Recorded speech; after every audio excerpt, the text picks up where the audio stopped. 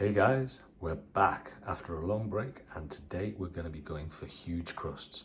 We're going to go for those super light, super tasty, complex flavor profile, and we're going to be using Caputo Manitoba. Ciao ragazzi, tornati. Oggi facciamo una pizza speciale con cornicione più grande, più leggere, più gusto. Che bello, con Caputo Manitoba di oro. Andiamo. Okay, so we've used 751 grams of Caputo Manitoba. And next we're going to use 250 grams of pizzeria. Ok ragazzi, facciamo il Biga con 750 grammi di Manitoba e 250 grammi di pizzeria rosso. Andiamo. Okay, we're back. We got 250 grams of water, 25 grams of salt, and our Biga. Let's have a look at what the Biga is. Looking nice. So we're going to break it up. Put it in the bowl. Water. Little by little. Mixer on a low speed. And here we go. We're going to add the water little by little until we get to the last bit of water. After that, we're going to add the salt. After the salt, the last bit of water, and then we're going to take it out, rest it for 30 minutes. Then we're going to stretch it. We're going to rest it for another 15 minutes, and then we're going to make the balls and refrigerate them for another 24 hours. Okay, I'm going to show you a really good example of clean walls when we're ready for water, okay? We're going to move the camera so you can see inside. You see how clean it is in there? That's when we add more water, and look at the dough. It's fantastic. As the dough absorbs the water, we're going to slow the mixer down. We don't want to overheat the dough. That's nice. We didn't really speak about hydration levels. So in this dough, we're going to be working with 70% hydration.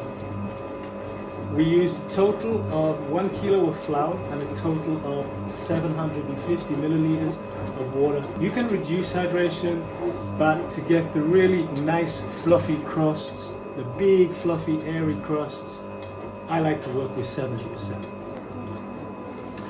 I've been reading the comments you guys have been leaving, and a lot of you want to know about the tools we use for making pizza. So maybe I'm going to make one episode dedicated to the tools we use for making Neapolitan pizza.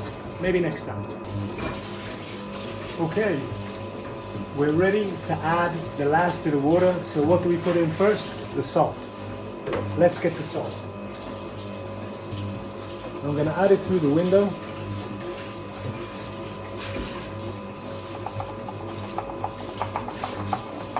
"25 grams of salt per kilo."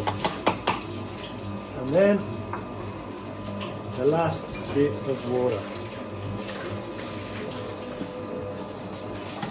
Okay, now we're going to mix it until it's ready and then take it out. Okay, we're ready. The dough is ready. We're going to take it out. Get a bowl. Put some olive oil. Give it a wipe, so the dough doesn't stick to the plastic. Just a little bit. Turn off the mixer. Let's look at what we got. Oh, look at that. Look at that. It's lovely. Nice and stretchy. We're gonna take it out.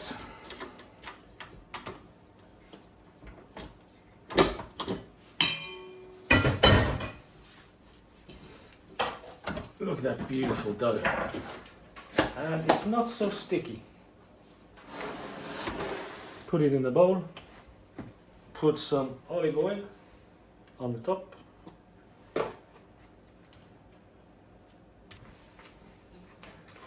Take some plastic wrap. We're going to cover it with plastic wrap and leave it for half an hour. Take the plastic wrap, put it on the top,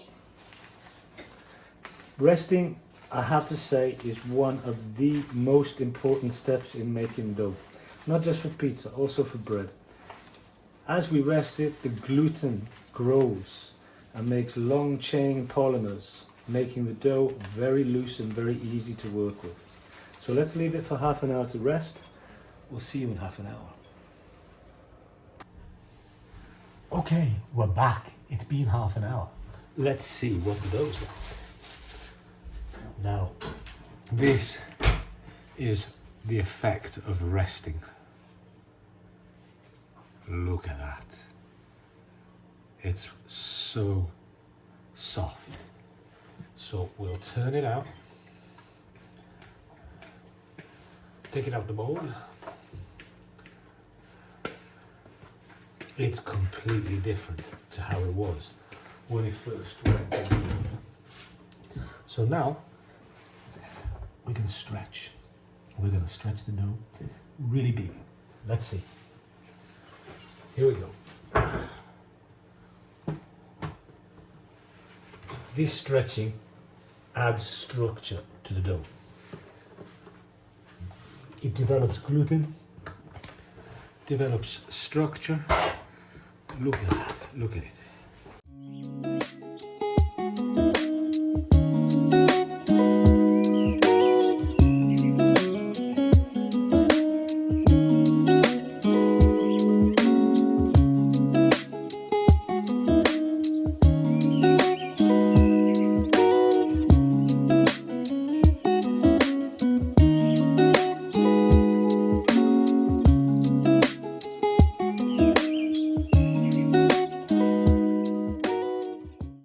After the stretch, we're going to fold it.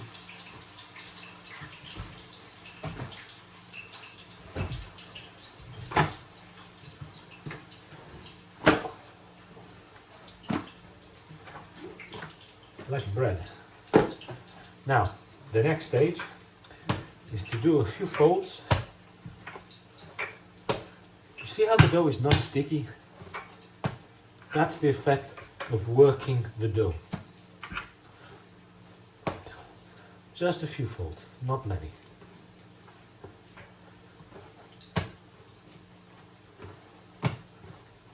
Now, we're going to use a Bertin technique of working the dough, or bubble, which will develop a skin on the dough so it's not sticky.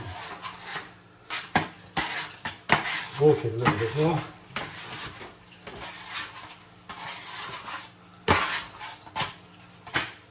And then we're going to use a little bit of olive oil. This one. A little bit of olive oil. And we're going to rest it for another 15 minutes. This time not inside the bowl. It's so nice. Let's get the oil underneath as well.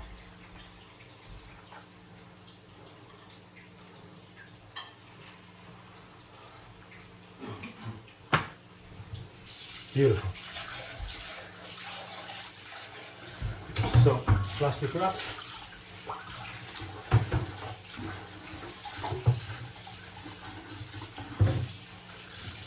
Rest it for 15 minutes. After that, we're going to make the balls. See you in 15 minutes. Okay, it's been 15 minutes. Look at that. She's super nice. Now it's time to make the balls. So, we got the scales, we got our pots with whips, because with high hydration, it's easier to use pots rather than trays, and we got our olive oil. So, I'm going to divide the ball into two. Look, this is the inside, this is sticky, this is the outside, not sticky at all. So we want to keep the inside and outside separated, and we only touch using the inside. Sorry, we only touch the outside. So we take our scales, zero them, and we're making balls of 280 grams. I think this one is going to be too big, so I'm already going to take a little bit off and connect it to here. So 326, still a little bit too big. Take a bit off, put it back. Now I'm in the sticky zone. 295 is in the ballpark. Let's do it. So a few ways of making balls. We can make it like this.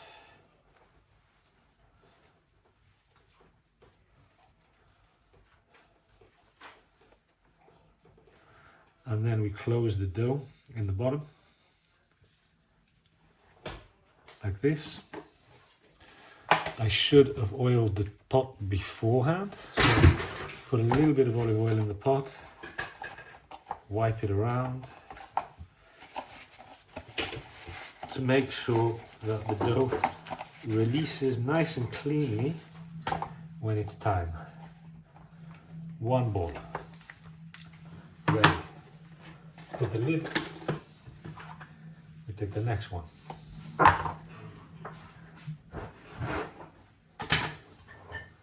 We measure it to weigh it. 321, a little bit too big. 275, perfect.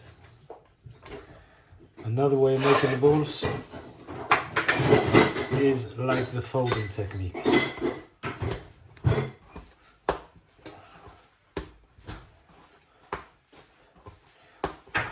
This is a lot easier to make them this way. I hope you can see this.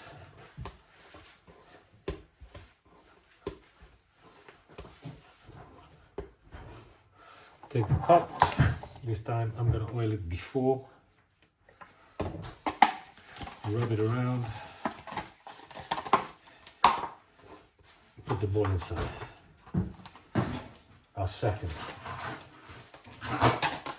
Contrary to popular belief, the balls do not need to be perfect.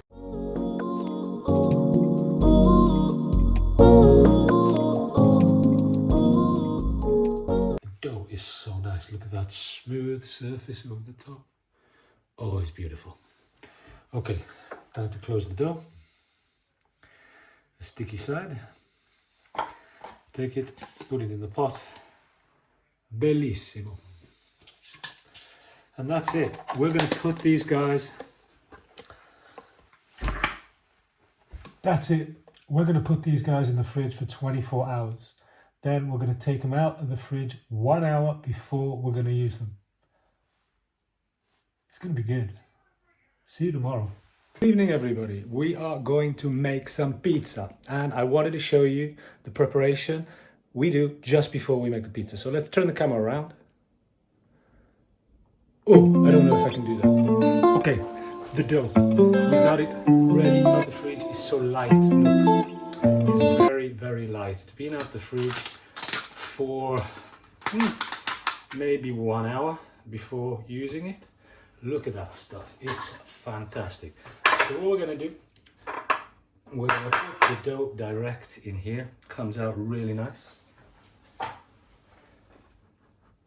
don't want it to stick to the sides, so we're going to flip it over and get it really nice and covered with the semolina and the flour. Throw down some flour. We're going to take it out. We're going to put it on here. So now we're going to press all the air out of the base towards the crust. This is going to be super easy to make the pizza from this. We're going to leave 2 centimeters untouched at the edge, as usual.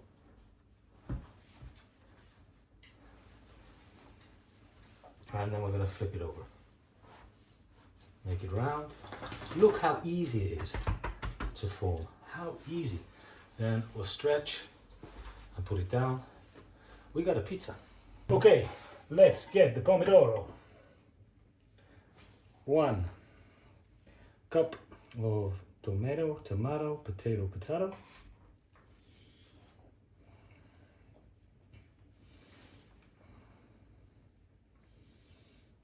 I'm gonna go for just a little bit more, just a little bit. Gotta be perfect. Okay, this time we're gonna go for provolone. But first, we're gonna be authentic. Put the Parmesan. This time I'm not gonna forget the olive oil. Then the basil. Tuck, tuck, tuck, tuck. And a little one. For here. Then the cheese. Provolone. Now, I love this cheese for pizza. Some people like it, some people don't. I love it. It's really nice. And sometimes I mix it with not Parmesan, I mix it with mozzarella to balance out the flavors a little bit and the textures. But provolone, super nice to be used on its own. Go together with, let's do it, a little bit of mozzarella. Let's do it.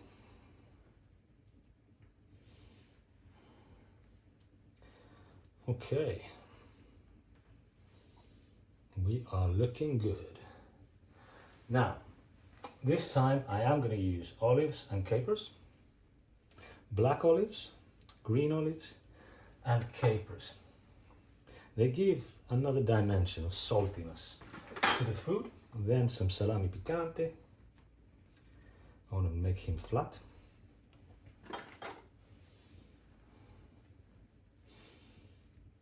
One for the middle, one more here. And then we get the peel. Where's the peel? Oh, I left it with the pizza. Let's pick it up. Dance it onto the peel. That's pretty nice as it is. But we're going to pull it out a little bit more. 12-inch pizza. Lovely. Look at that. Let's take it to the oven. Hey guys, I'm going to bring you outside to the oven. So we do some oven work. Look at that beautiful pizza. Look at that. Nice. That looks like it's pretty much ready to come out. Look at that. Steaming, beautiful pizza straight from the oven. It's beautiful. Let's take it inside. She's nice.